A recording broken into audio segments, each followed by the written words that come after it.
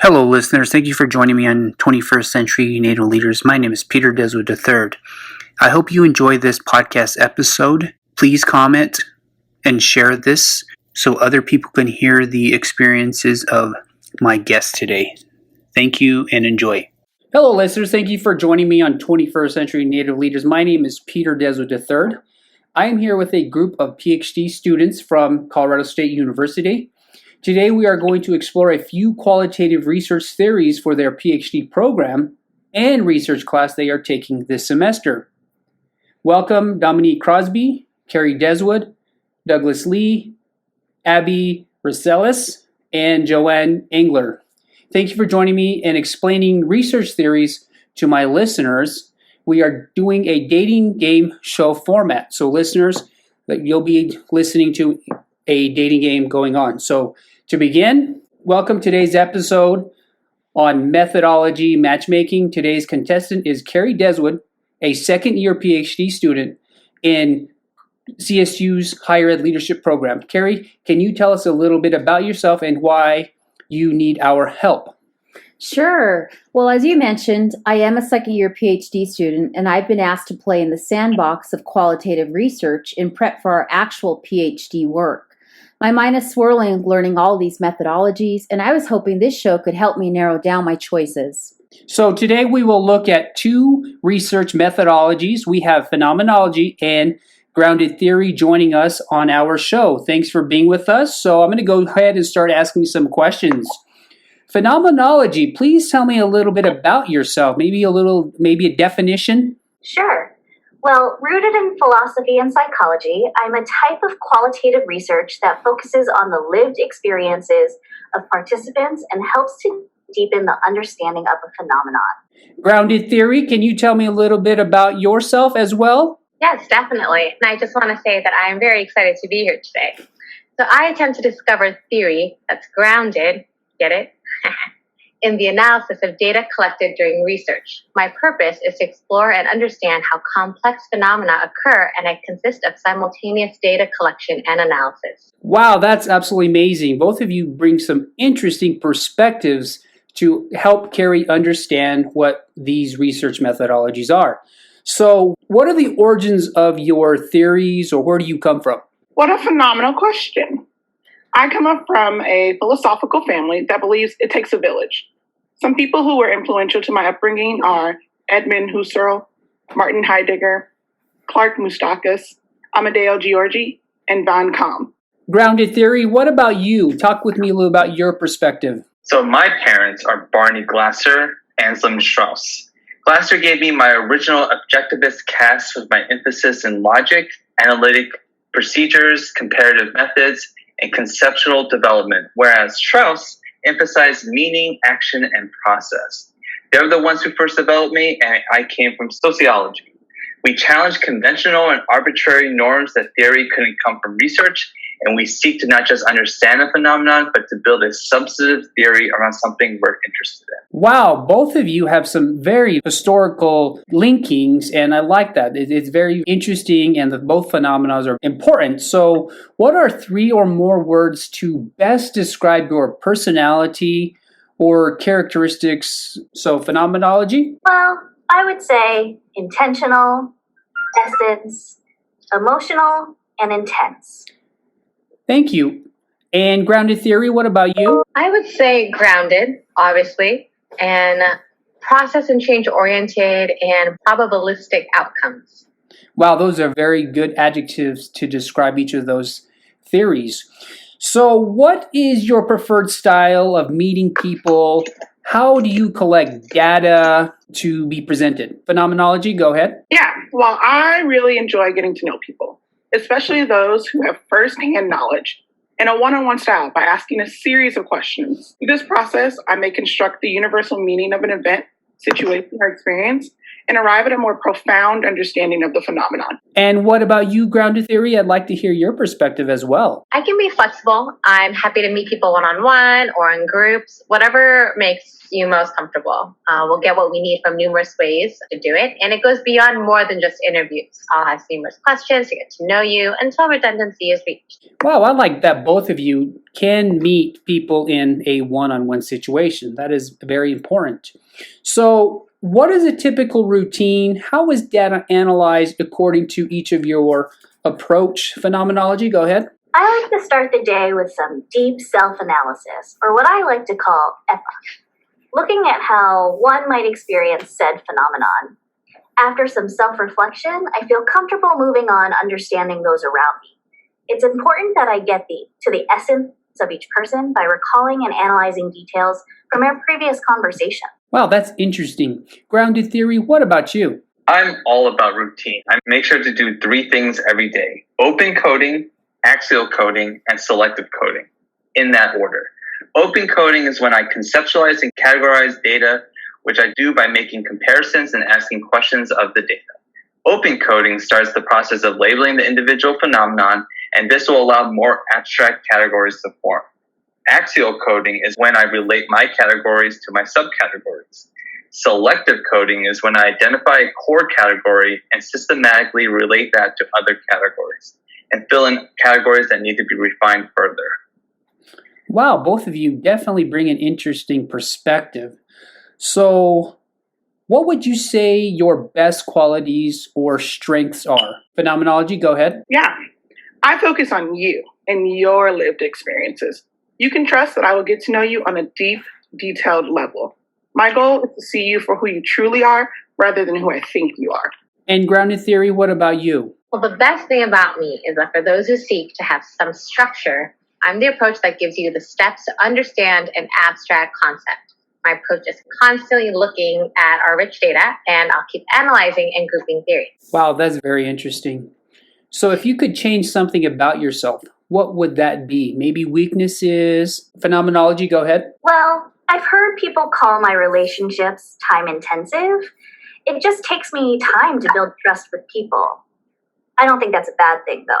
Sometimes, not all the time, I also misinterpret information, and sometimes it's hard to put aside biases I already have based on some personal experiences. Wow, interesting. Grounded Theory, what about you? There are some posers who say they're grounded theory, but they're definitely not. I know other methods use our techniques and call it grounded theory, but we're the original ones. Maybe the weakness that I'm talking about is that we're so popular that methods want to be us, but they're not us. We are the OGT, the original grounded theory. And also, like anything good, we require time. We're making theory, not just observing something. That's what posers who call themselves grounded theory need to be brought back down to reality. Wow, that's very interesting perspective from both of you. So what do you value in a relationship? For example, with a PhD student or researchers? Phenomenology, go ahead. I look for a researcher that cannot be detached from their presuppositions, and that the researcher should not pretend otherwise. I like the researcher to be dedicated and not afraid to spend one-on-one time with me. Wow, that's interesting. That one-on-one is definitely important. And what about you, Grounded Theory? Well, I appreciate the time and attention to detail that a PhD candidate has for me. Clearly, graduate students, especially PhD candidates or even other researchers, have all the time in the world, and we will wine and dine together. Wow, that's interesting. That wining and dining is very important. So what is the most fulfilling project you have worked on? Maybe an article that employs the methodology that could be used? Phenomenology, go ahead. I helped Dorian McCoy with a project on understanding first-generation students of color transitions to an extreme, predominantly white institution. We used interviews to understand more about student transition, their experience in the admissions process, and who helped them during that transition. In the end, we found the importance of multicultural centers, the importance of being involved in ethnic student groups, and the need for faculty and staff of color. I really enjoyed getting to know the first-gen students better and now have an idea of how to improve their experiences on campus. Wow, that is very interesting. I like that first generation component. Grounded Theory, what about you? In Keith Edwards and Susan Jones' study on understanding college men's gender identity development, grounded theory was used in order to understand how men understand their identity through society's expectations of them. A series of 3 open-ended interviews were conducted of 10 men, and as grounded theory, over 1,100 initial codes were developed from the interviews and were placed in 27 different categories. That included falling to society's expectations, proving manhood, and crime. And these were compared with each other to find relationships or contradictions. The grounded theory that came from this study showed the complex relationship men have with what society expected of them and the process of learning societal expectations, putting on a mask to conform to those expectations, wearing the mask, and struggling to begin taking off the mask. Wow, that's very interesting. So, what sets you apart from others? How are you distinguishably different? Phenomenology, go ahead. I like to get horizontal. So get your mind out of the gutter. I have a process of laying out all the data for examination and treating the data as having equal weight. That is, all pieces of data have equal value at the initial data analysis stage. Wow, that's very interesting. So you don't take out or extrapolate any information, you don't drop any components of research that are far out of a zone? Nope. I like to get all of you and let you be whoever you are all the time. Wow, that is great. Grounded theory, what about you? What makes me special and unique is the motion of my ocean. I strive to construct theory from all different parts of the story, not just the interviews. And once we do this motion, you'll understand my ocean. Wow, that's absolutely amazing for both of you. So what do people not understand about you? Phenomenology, grounded theory, is there anything that you wish others knew about you? Phenomenology, go ahead. I want people to know that I'm practical and adaptable, but at the same time, poetic and evocative. I can give voice to everyday aspects of educational practice, particularly emotional, embodied, and empathetic moments that may be all too easily overlooked in other research approaches. Don't you want a phenomenal experience with your dissertation? Wow, that's amazing, and I'm sure people do. So researchers do need that. Grounded theory, what about you? With grounded theory, you can capture and explain what is going on and come up with a theory that makes sense to what you're looking for. Research is confusing and a labor of love. Grounded theory helps researchers make sense of what is out there in a very confusing landscape. Grounded theory helps you make sense to a confusing world and grounds it. Staying grounded can help you soar. Wow, that is absolutely amazing. Both of you are just wonderful, and I don't even know how to explain this, but the approaches are absolutely amazing. So Carrie, what are you thinking after hearing from phenomenology and grounded theory? Are you leaning a particular way? Wow, this is so hard. You both have given me so much to think about, and you both have so much to offer. I like that you're both focused on one-on-one engagement, and I really like the value you both place on relationships. I really like to be wined and dined, but I think I'm leaning toward phenomenology. They're focused on lived experiences, practicality, and the empathetic connection they forged with the researcher really speaks to me. And I really want a phenomenal experience. But grounded theory, please don't be upset or sad, because I can use you in other studies that I plan to conduct in the future. Wow, that's amazing. When we come back from our commercial break, 3 years from now, we will hear who Carrie selected. So thank you for listening to this special podcast episode with 5 PhD students from Colorado State University.